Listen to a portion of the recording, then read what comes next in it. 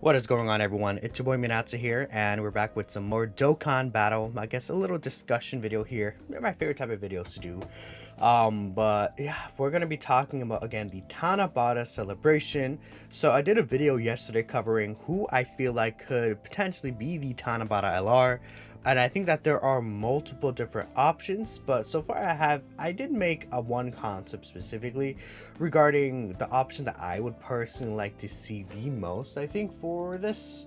And that would obviously be, I think, as you guys heard, if you guys did see the video, feel free, right? But if you haven't, feel free to go ahead and watch the video. I think I did go really into depth about these different options, but I think that Trunks, sort of hope Trunks, is probably the most likely option, which is surprising, right? Because you would think that Vegito Blue would be the most likely option. But as discussed in the video, I think that, Vegito Blue could be saved for any big celebration in the future. Year 8, worldwide celebration, right? And, those two are the massive celebrations where the real moneymakers come out, like Vegito Blue, right?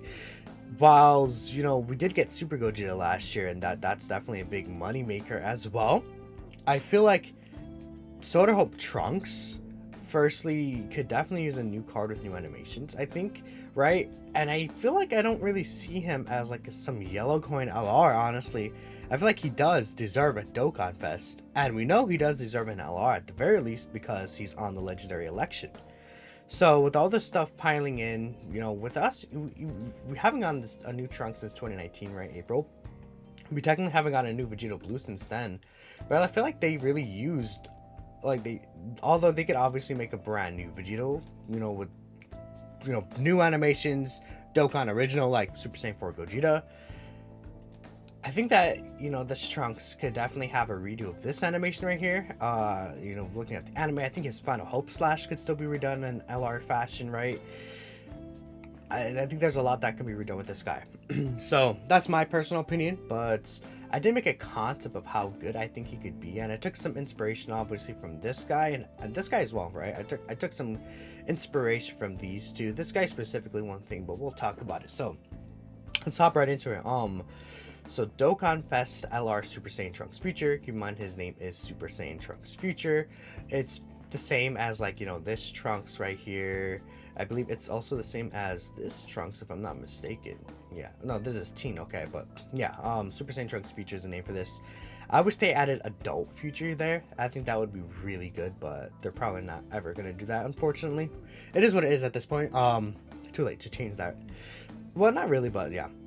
Time Travelers or Bond of Master and Disciple. Key 3 then 170% to stats is what I came up with. Then 30% to those in the Future Saga category.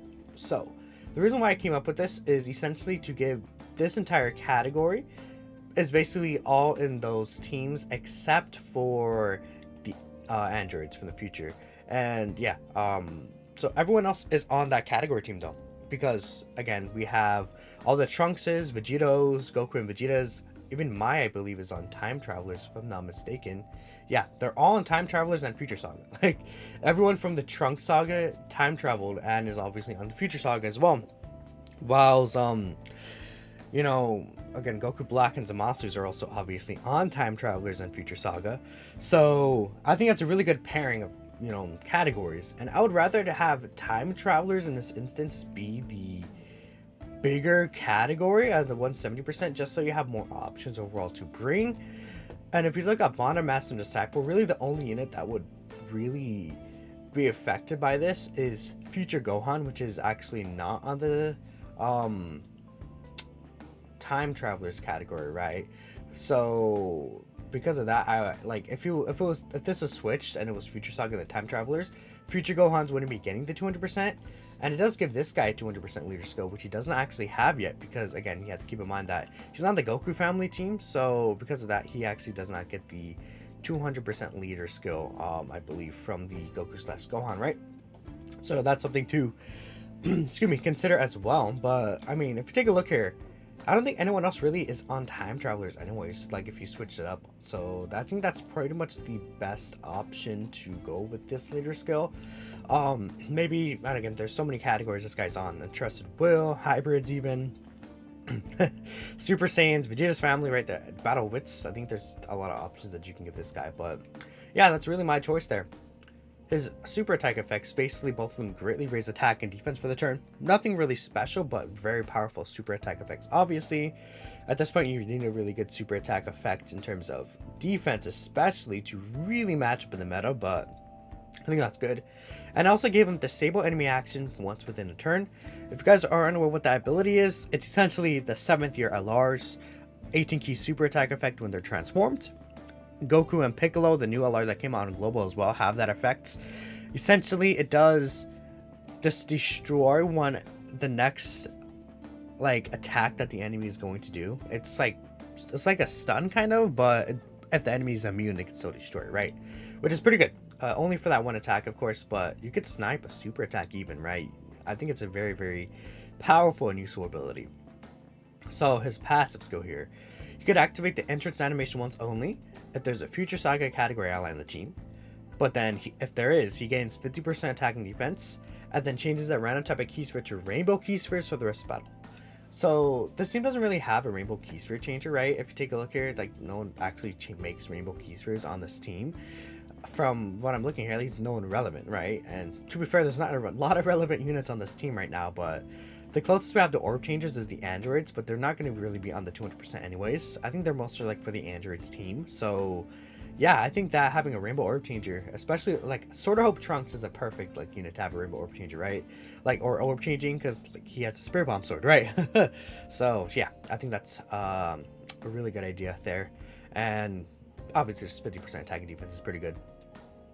Having this won't be too hard either. So key 3 and then 170% attack and defense is very basic and good. Super class allies get an additional 30% attack and defense when attacking. So you have to keep in mind that's actually a multiplicative buff. Is there a way I could bring up? How could I bring up this unit that I want to? Maybe, yeah. I know Fasha would have prepared for battle. I don't know if Cumber has prepared for battle, but I know Fasha does. Let's bring up Fasha. Does Cumber have it? He does. So both of the, it's basically more similar to Cumber. So if you see, Cumber gets this. All extreme class allies 20% attacking defense when attacking. It's actually a multiplicative buff because it's when attacking. So he does get a pretty good amount. So Fasha has the same thing for Team Barda category allies, but this is a Dokkanfest LR, right? So give him to all super class allies. Let's go crazy, right? It won't affect the Goku Black and Zamasus, but giving it to all super class allies I think would be really cool. I gave him guard as the first or third attacker in the turn. Really, that comes from this guy because he does have a medium chance to guard. And I think that, again, there's not really a strong slot 1 defensive ace on this team either, right? Like, if you really look at it, future Gohan could definitely be a slot 1. This guy as well could definitely be in slot 1. But, you know, while you can run them in slot 1, they do really benefit from being in the second slot because they have this. And then they have this, right? I believe Gohan raises... No, he only raises attack, but... I guess this guy is a good slot 1 unit though. Both of them are, right? But I think the leader being a slot 1 or slot 3 unit as well, again, a very strong slot 3 unit could definitely be helpful. Especially as a floating rainbow orb changer, him having guard like that could definitely be really good for different team builds in the future. You know, when like the Goku Blacks get easy A's, Vegeta Blues get easy A's, right? You know, you can form rotations around them with Trunks as a floater orb changing. It's future proof, right? No pun intended, I guess. He also gave him this. He gets an additional 30% attack and defense and 15% damage reduction for the rest of the battle when active skill is activated. So he also gets damage reduction like that and extra stats. Essentially what happens here is this active skill can be used when HP is 70% or less, or allies are inflicted with negative status effects. So, like, you know, if you're facing instant Shenron and he debuffs you, or, you know, someone locks you in place, you could use this. You do recover 30% HP and remove all allies' negative effects. So you basically say, no. It's like a Senzu Bean effect, right? But on the active skill. The closest one to that is LR Tapion and Minosha. And they have that. They get the support and don't heal, but I really like the heal aspect, you know, like Ajo Kid go on. So it's kind of like a combination of those two. But the difference is you can use it up to 2 times, right? So that's where I got like from LR Turles, right? Nothing to do with this unit, but up to 2 times. This really pushes him probably over the edge. Like really. This could probably be 1 time, and I still think he could possibly be a really strong contender for best unit in the game. But I think this is where things really go crazy to push him up there for sure.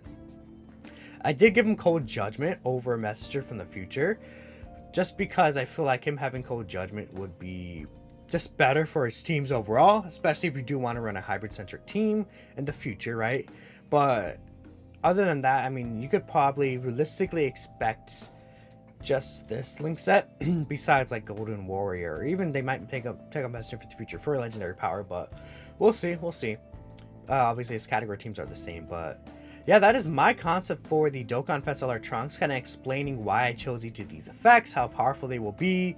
I didn't really do any like stats or calculations, but I think that this guy could be quite powerful in the, given the right stats and stuff like that. But that's pretty much it. Let me know what you guys think of this Trunks design I made. Thank you all for watching, and of course I will see you all in the next one.